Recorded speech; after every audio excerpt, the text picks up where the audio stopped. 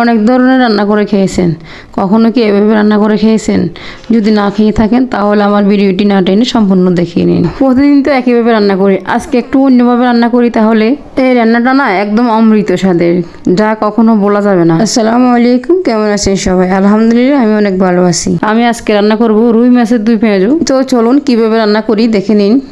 আমি এখানে কিছু মাছ নিয়েছি, রুই মাছ। তো মাছগুলোকে আমি প্রথমে ধুয়ে কেটে পরিষ্কার করে নিয়েছি। তারপর একটা প্লেটের মধ্যে নিয়ে ওখানে লবণ, মরিচ, হলুদ, জিরার গুঁড়া সব মিশিয়ে ভালোভাবে মাছের গায়ে মেখে নিয়েছি।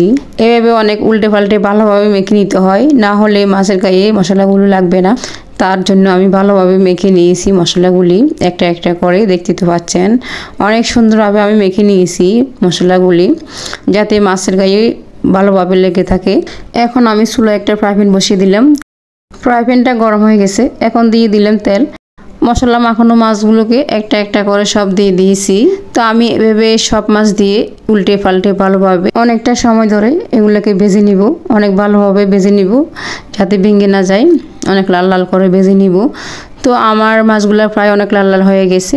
তারপর এদিকে আমি কিছু টমেটো এবং ধনিয়া পাতা কেটে নিয়েছি। তো এখন এগুলাকে একটা বাটির মধ্যে উঠাই রেখে দিয়েছি। তারপর চলে আসলাম, মাছগুলো অনেক প্রায় ভাজা হয়ে গেছে। তারপর আমি মাছটাকে উঠাই নিচ্ছি একটা প্লেটের মধ্যে, একটা একটা করে সব মাছগুলো আমি উঠাই নিচ্ছি। তারপর ওই তেলের মধ্যে আমি দিয়ে দিলাম পেঁয়াজ 1 কাপ পরিমাণ, তারপর দিয়ে দিচ্ছি কয়েকটা কাঁচামরিচ ফালি।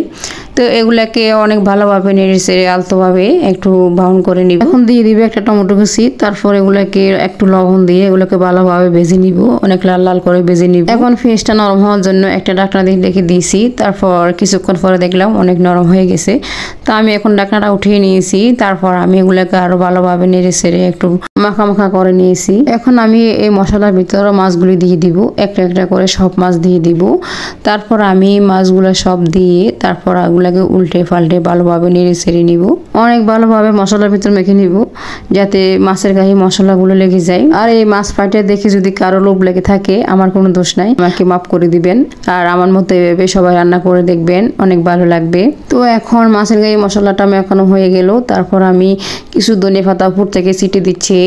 ধনে পাতা দেওয়ার কারণে অনেকটা সুন্দর দেখাচ্ছে, ধনে পাতাটা অনেক সবুজ সবুজ, তাই অনেক সুন্দর দেখাচ্ছে।